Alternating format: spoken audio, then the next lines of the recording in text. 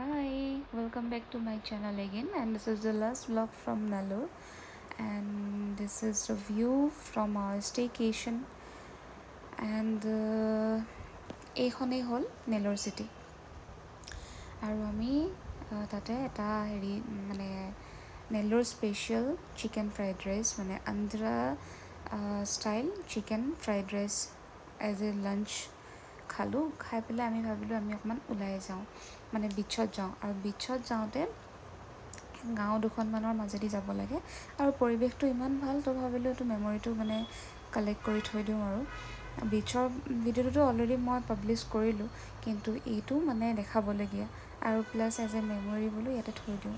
তো এয়া একদম কমপ্লিট গাঁও, সেউজীয়া সেউজীয়া সেউজীয়াই দেখিব। এইখিনিতে কথা এটা কওঁ, কি কাৰণে মই মানে এইটো ভিডিঅ' কালেক্ট কৰিব বিচাৰিলোঁ। এইবিলাক যে ফিচাৰী দেখিছে, তো এই ফিচাৰীবিলাক হ'ল কমপ্লিট চাইণ্টিফিক ৱেৰে তেওঁলোকে কৰিছে, মীন পালন কৰিছে। আমি যে আমাৰ ফালে অসমৰ ফালে হওক বা ভাৰতৰ যিকোনো জেগাত যে কোৱা শুনো মাছটো ক'ৰহে, অন্ধ্ৰপ্ৰদেশৰ বুলি কয় যে, এইটোৱেই সেইটো জেগা য'ত মীন পালন কৰি তেওঁলোকে লাখ লাখ টকা কমাই আছে। ডাঙৰ ডাঙৰ ফিচাৰীবিলাকৰ ছাইডত তেওঁলোকে এনেকৈ নাৰিকল গছ, তামোল গছ বা কলগছ এনেকৈ খেতি কৰে, আৰু ফিচাৰীবিলাক মানে বহুত বিঘা বিঘা, মানে অলপ অলপ সৰু সৰু মানে ফিচাৰী নহয়, মানে ডাঙৰ ডাঙৰ ফিচাৰী হয়।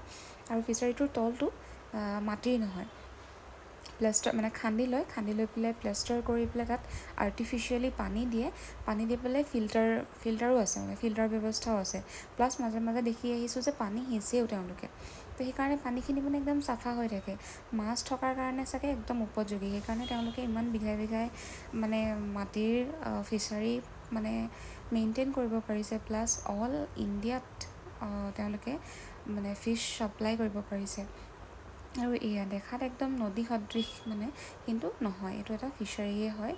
যাওঁতে বোলো অলপমান ৰ'বাচোন, অকণমান মানে ৰৈ পেলাই হেৰি ফিলটো লওঁ, মানে ইমান ধুনীয়াকৈ বতাহ মাৰি আছে, ভাল লাগিলে মানে।